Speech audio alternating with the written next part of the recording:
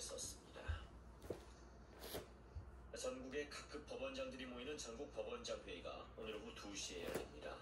이번 법원장 회의에는 여당이 추진 중인 내란 전담 재판부 사치법과 법 왜곡죄 도입 법안을 포함한 현안들이 논의될 예정이며 조희대 대법원장은 의견을 들어보겠다는 입장을 밝혔습니다. 10월 경상 수지가 30개월 연속 흑자를 기록했지만 추석 연휴 효과로 흑자 규모는 줄었습니다. 한국은행이 오늘 발표한 국제수지 잠정 통계를 보면 10월 경상 수지는 68억 1천만 달러 흑자를 기록했습니다.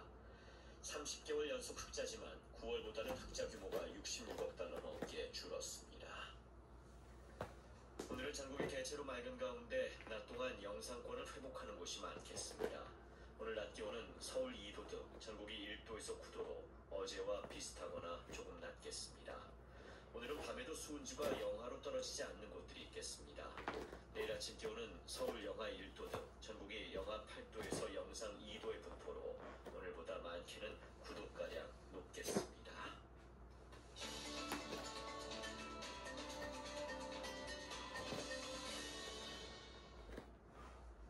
중소기업을 위한 복합 업무시설인 지식산업센터. 한동안 정부 지원으로 급증했는데 지금은 입주가 막힌 기업들이 속출하고 있습니다. 최대 90%까지 보장됐던 대출이 하루아침에 끊겼기 때문입니다. 어떻게 된 일인지 이지은 기자가 취재했습니다. 지난 9월 입주가 시작된 경기도 오산의 지식산업센터. 디자인 회사를 운영하는 김현상 씨는 분양을 받고도 석 달째 입주를 못하고 있습니다. 계약 당시 분양가의 90%까지 나온다던 대출 한도가 절반 수준으로 줄었기 때문입니다. 비슷한 시기에 지어진 이 지식산업센터도 입주율이 10% 수준에 그칩니다. 대출 축소 등으로 자금 마련을 못한 계약자의 입주 포기가 잇따랐습니다. 대출이 줄어든 건 최근 공실률이 치솟으면서 지식산업센터의 담보 가치가 떨어진 영향입니다. 2017년 350여 개였던 지식산업센터는 올해 1,500여 개로 급증했습니다. 특히 서울과 경기도에 공급이 집중됐습니다. 공급 속도를 수요가 따라가지 못해 전국의 신축 지식산업센터 공실률은 30%를 웃돕니다. 기업 유치를 하겠다며 지자체들이 앞다퉈 취득세 감면에 전매 제한까지 풀어준 결과가 공급 과잉을 불러옵니다. 정부와 지자체가 관리 실패 책임을 피하기 어려운 상황. 우선 실입주 기업에 대한 핀셋 대책이 필요하다는 지적이 나옵니다. KBS 뉴스 이지은입니다. 국방부가 상급부대 보고 없이 대북전단 살포 작전이 이루어졌다는 의혹과 관련해서 국군 심리전단을 대상으로 사실관계 조사에 나선 것으로 나타났습니다. 국방부 조사본부는 최근 전현직 국군 심리전단장을 불러 대북전단 작전 경위를 조사하고 최전방에 위치한 국군 심리전단 부대를 찾아 현장 조사를 진행했습니다.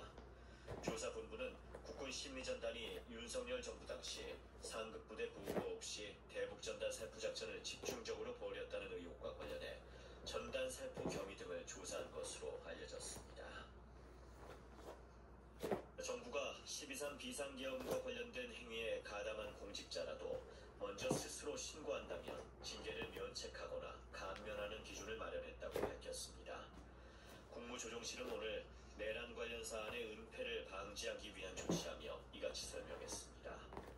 국무조정실은 TF의 조사 전에 자발적으로 신고한 경우 징계 요구를 생략하고 필요한 경우 주의 또는 경고로 처리할 방침입니다. 겨울철에 자주 먹는 찜이나 탕, 찌개류를 배달 판매하면서 위생관리를 소홀히 한 업체 30여 곳이 적발됐습니다. 식품의약품안전처는 지난달 10일부터 14일까지 음식점과 공유주방 총 3,810여 곳을 점검한 결과 식품위생법을 위반한 35곳을 적발해 행정조치를 취했다고 밝혔습니다. 주요 위반 사례로는 폐기물 용기 뚜껑 미설치가 13곳으로 가장 많았고 건강진단 미실시가 11곳으로 뒤를 이었습니다. 정부가 캄보디아 등 골든 트라이앵글 주변 마약 공급 국가와 합동 단속에 나서기로 했습니다. 관세청은 오늘 마약 밀수 특별대책 추진단 회의를 열고 지난 10월 말 기준 총 1,032건 2,913kg의 마약을 국경 단계에서 적발했다고 밝혔습니다. 지난해 같은 기간과 비교하면 적발 건수는 45%, 중량은 384%가 증가한 것으로 중량 기준 역대 최대 적발량을 기록했습니다. 관세청은 내년엔 마약미수 우범도가 급증하고 있는 캄보디아와 라오스, 캐나다 등 총 10개국으로 합동작전을 확대할 계획입니다. 충남 태안해역에서 어제 선원 7명을 태운 어선이 전복돼 3명이 숨지고 1명이 실종됐습니다. 어제 저녁 6시 20분쯤 충남 태안군 천리포 인근 해상에서 어선 한 척이 전복돼 7명 가운데 3명이 구조됐지만 3명이 숨지고 1명은 실종 상태입니다. 임플란트 등 치과 진료비 관련 분쟁이 해마다 늘고 있습니다. 한국소비자원은 오늘 최근 3년 동안 치과 관련 피해 구제 신청이 630여 건에 달해 피해 예방 주의보를 내린다고 밝혔습니다. 피해 구제 신청을 유형별로 보면 치료 후 통증이나 감각 이상, 보철물 탈락, 감염 등 부작용에 대한 것이 400여 건을 차지해 가장 많았고 진료비 관련 분쟁이 200여 건으로 뒤를 이었습니다. 서울 현재 기온 영하 0.9도입니다. 아나운서 이규봉이었습니다. 제1라디오 정오 종합뉴스를 마칩니다. KBS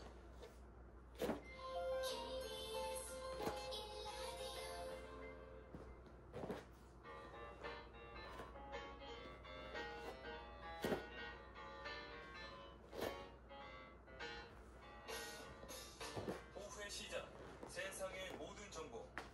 안녕하세요. 아나운서 임지웅입니다.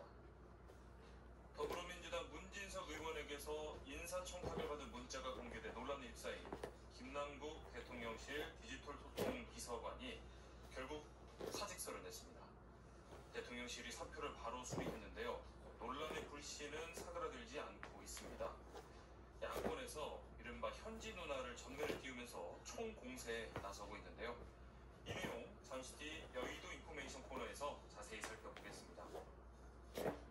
오늘 전국 대부분 기온이 영하권의 추운 날씨를 보이는데요. 이럴 때 더욱 주의가 필요한 질환이 있습니다. 바로 뇌혈관 질환인데요. 이 뇌혈관은 아주 작은 변화에도 민감하게 반응하는데 특히 겨울철에는 이 급격히 떨어진 기온으로 혈관이 수축하고 혈압이 상승하기 때문에 뇌혈관 질환 발병 위험이 크다고 합니다.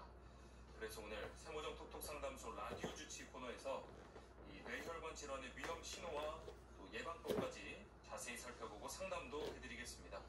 궁금하신 분들 계속해서 함께 해주시기 바랍니다. 저희 방송은 KBS 1라디오 유튜브 채널을 통해서도 실시간으로 시청 참여하실 수 있습니다. 많은 관심 부탁드리면서 KBS 세상의 모든 정보 지금 시작합니다.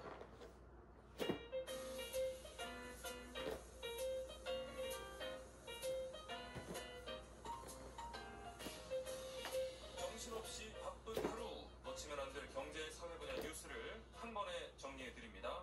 하프타임 뉴스. 먼저 이 시각 주식시장 상황부터 살펴보시죠. 장현재 씨와 게스트 연결돼 있습니다. 안녕하세요. 안녕하세요. 자, 코스피가 어제 4,020대에서 장을 마쳤고요. 이게 3거래일 만에 하락 마감한 건데 오늘은 다시 조금 오르고 있는 것 같던데요? 네, 맞습니다. 코스피 일단 상승 쪽으로 바닥을 잡아가고 있습니다. 현재 0.83% 오르면서 4,062포인트 기록하고 있습니다. 외국인과 기관이 상승이 순매수하면서 지수의 상승을 주도하고 있는데요. 외국인이 3천억 원 넘게 순매수하고 있고 기관 역시도 4,872억 원 하락 포지션 취하고 있습니다. 현재 개인만 홀로 7,470억 원 하락입니다. 시가총액 상위 종목 중에서는 오늘도 현대차가 가장 큰 폭의 상승세 기록 중입니다. 현재 7.2% 강세인데요. 미국의 관세 인하 조치 소급 적용으로 투자 심리가 개선된 가운데 지배구조 개편 기대감까지 커지고 있습니다. 자, 코스닥 지수 흐름도 짚어주시죠. 현재 분위기 어떻습니까? 네, 코스닥 시장은 상황이 반대입니다. 낙폭이 점점 커지고 있습니다. 현재 1% 넘게 빠지면서 920선에서 움직임 보여주고 있습니다. 이쪽에서는 외국인과 기관이 모두 팔아냅니다. 외국인이 2,553억 원 매도 5위 기록하고 있고 기관 역시도 1,477억 원 순매도하고 있습니다. 개인만 홀로 4천억 원 가까운 타자 포지션 취하는 중입니다. 시가총액 상위 종목 중에선 시가총액 1위인 알테오젠이 급락하면서 지금 지수 하락을 주도하고 있습니다. 13% 넘게 빠지고 있는데요. 독일 법원이 알테오젠의 기술이 적용된 미국 머크의 항암제 키트루나 FC의 독일 내 판매를 중단하라고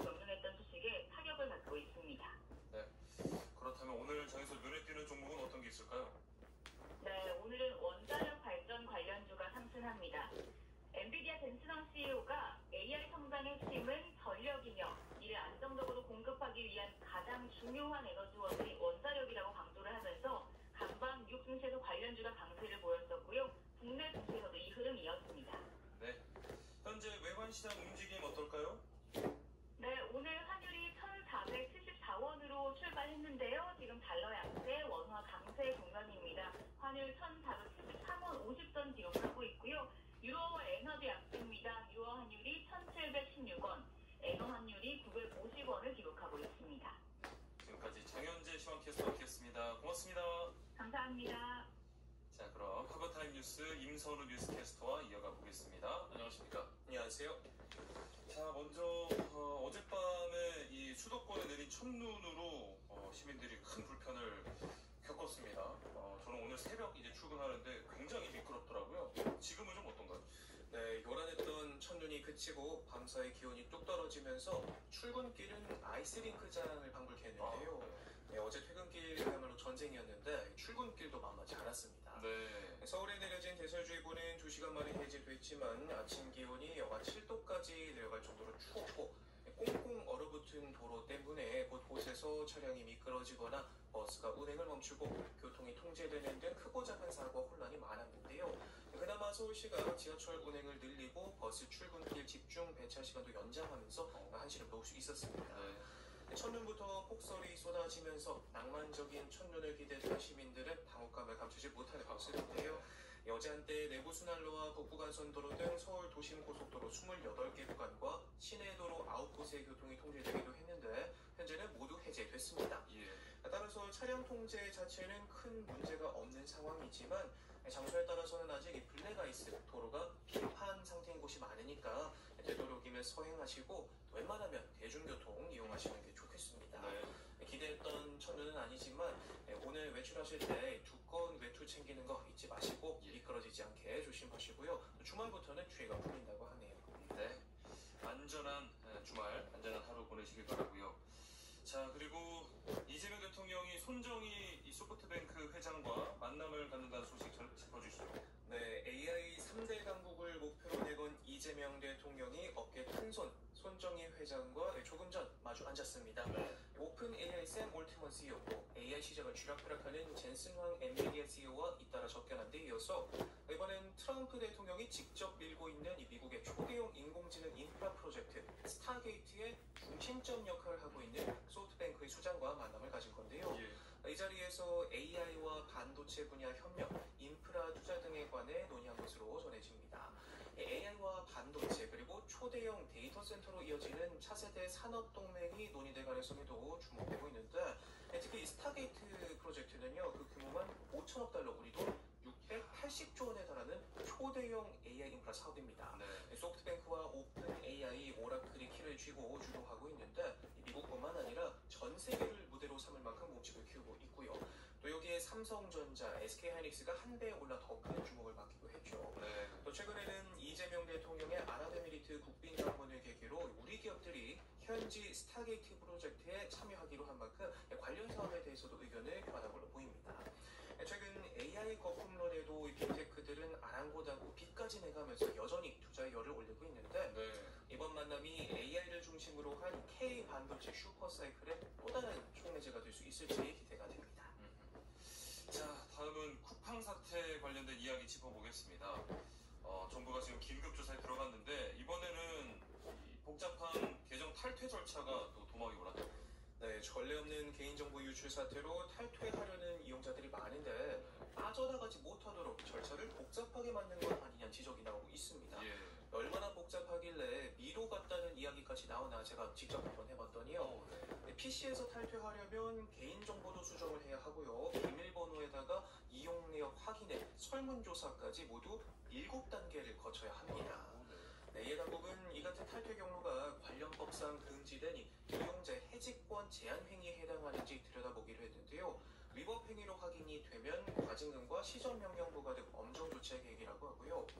또 까면 깔수록 문제들이 더 발견되고 있는데 쿠팡이 지난해 회사 이용약관에 서버 불법 접속 등으로 인한 손해에 대해서 책임을 지지 않는다는 면책 조항을 넣은 사실도 알려졌습니다.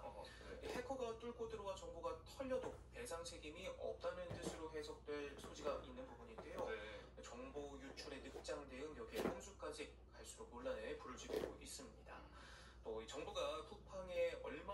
과징금을 부과하느냐도 큰 관심인데 개인정보보호법에 따라 최근 3년 평균 매출의 3%까지 가능한 만큼 최대 1조 원가량의 과징금이 부과될 수도 있습니다.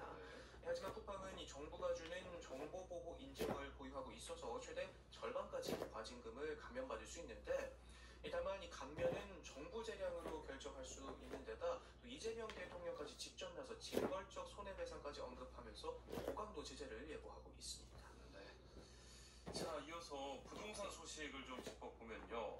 서울 아파트값 상승세가 다시 둔화하고 있다고요. 네, 이번 주도 오르기는 했지만 2주 연속 상승폭이 줄어들면서 시장의 관망 기류가 짙어지고 있습니다. 네. 한국부동산원에 따르면 이달 첫째 주 서울 아파트 값은 0.17% 상승했는데 지난 10월 셋째 주 0.5%로 정점을 찍은 뒤 계속해서 오름폭을 줄이고 있고요. 특히 서울 25개 자치구의 19곳이 상승폭이 줄어들거나 유지한 것으로 나타났습니다. 전세 시장도 매매 흐름과 비슷하게 가고 있는데 지난주에 이어 이번 주도 0.14% 올라 2주 연속 상승폭을 유지했지만 지난달 중순까지 3주 연속으로 0.15% 올랐던 것과 비교하면 오름세가 약해졌습니다. 다만 역세권이나 대단지 등 여건이 좋은 단지 또 재건축 추진 단지에서는 여전히 가격이 오르면서 전체 상승률을 떠받치고 있는데 전문가들은 시장에서 거래량이 줄고 불확실성이 커지는 가운데 매매와 전세 시장 모두 강세 속 둔화 국면에 들어섰다 평가하고 있습니다. 이런 가운데 국세청이 이 아파트 증여 꼼수를 잡겠다면서 칼을 빼들었다고요. 네, 이른바 부모 찬스로 비싼 아파트를 물려받고서는 세금을 제대로 내지 않는 편법이 더불어 교묘해지면서 국세청이 팔을 걷어붙였는데요. 한강벨트 아파트 증여 사례들을 전수조사하기로 했습니다. 실제 사례를 짚어보면 평소 아는 감정평가 법인을 통해서 아버지에게 증여받은 60억짜리 아파트를 39억 원이라고 속여 증여세 신고를 한 케이스도 있는데 이런 꼼수 증여가 많다고 합니다. 올해 서울 지역 아파트 등 집합 건물의 증여 건수는 7,700여 건으로 3년 만에 최대치를 찍었는데 이 중 미성년자가 증여받은 건수도 2022년 이후 최대 수준으로 나타났고 또 이 중 절반 이상이 강남 4구와 마용성에 몰리면서 결국 국세청이 강남 4구와 마용성 아파트 증여 2천여 건을 대상으로 전수 검증에 나서기로 했습니다. 정부가 이렇게 특정 지역의 증여세 신고 내용을 전수 검증하는 건 이번이 처음인데 특히 부모의 대출까지 함께 넘기는 부담부 증여를 집중 점검할 예정이라고 하고요. 부동산 시장이 안정될 때까지 전수 검증을 계속하겠다는 방식입니다. 네, 서울을 비롯한 이 수도권 집값이 그래도 크게 오르면서 덩달아서 자산 격차도 역대 최고 수준으로 벌어졌다고. 네, 돈이 돈을 번다고 가구당 평균 자산은 늘었는데 늘어난 몫이 부동산을 가지고 있는 사람들에게 집중되면서 자산 격차는 더 크게 벌어졌습니다. 국가데이터처의 자료를 보면 순자산 상위 20% 가구의 평균 자산은 17억 4,500만 원으로 집계 됐는데 하위 20% 가구보다 무려 45배가 많은 걸로 집계가 됐습니다.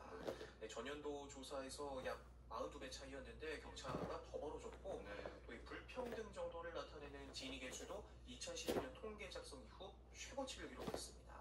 상위 10% 가구가 전체 순자산의 절반 가까이를 차지했을 정도인데 자산뿐 아니라 소득 불평등도 3년 만에 나빠졌습니다. 지난해 상위 20% 소득은 8,800만 원으로 하위 20%보다 6배 가까이 많았는데 역시 전년도 5배 넘게 더 커진 걸로 나타났습니다. 내수가 위축된 데다 상대적으로 소득이 낮은 청년층의 고용 한파가 이어진 게 복합적으로 영향을 미쳤다는 분석인데 이 정도면 유전 무죄, 무전 유죄를 넘어서 유가 무죄, 무가 유죄라는 생각까지도 듭니다.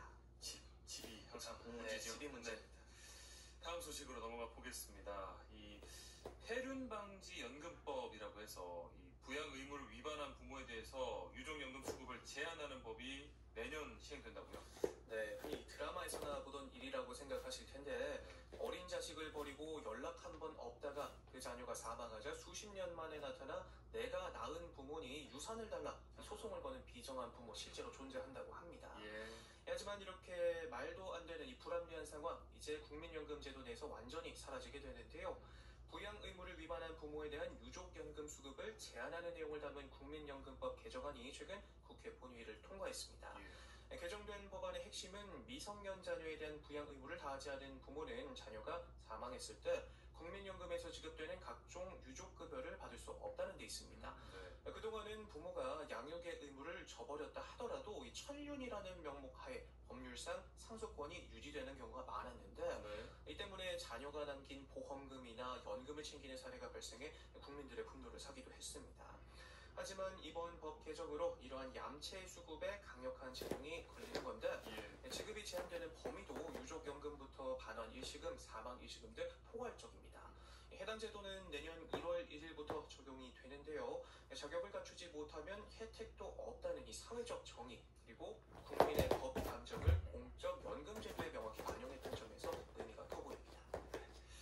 자, 다음은 국내 비만 치료제 시장 소식입니다. 비만 치료제 시장이 갈수록 뜨거워지는데 먹는 마운자로 고용량 위고비가 곧 출시된다고요? 네, 업계 1, 2위를 다투는 일라이릴리와 노보노디스크가 각각 표 감수를 꺼내든 모습인데요. 일라이릴리의 먹는 비만 치료제 일명 먹는 마운자로가 내년 국내 도입을 준비하고 있습니다. FDA 승인 절차가 마무리되면 바로 출시가 가능하다고 하고요. 여기서 그치지 않고 마운자로의 고용량 제품도 같은 기간 한국 출시가 예정돼 있는데 당뇨병 보조 치료제로 사용할 수 있다는 점에서 건강보험 적용을 받기 위한 첫 관문까지도 통과해 주목을 받고 있습니다. 또 위고비로 대박을 터뜨린 노보노디스크 역시 이에 질세라 하루 한 알 먹는 비만 치료제 개발에 속도를 내고 있고 고용량 위고비 승인 결과도 조만간 나올 걸로 보이는데요. 여기에 한미약품, 셀트리온 등 국내 기업들까지 경쟁에 뛰어들면서 비만 치료제 시장 경쟁은 한층 더 치열해질 것으로 보입니다.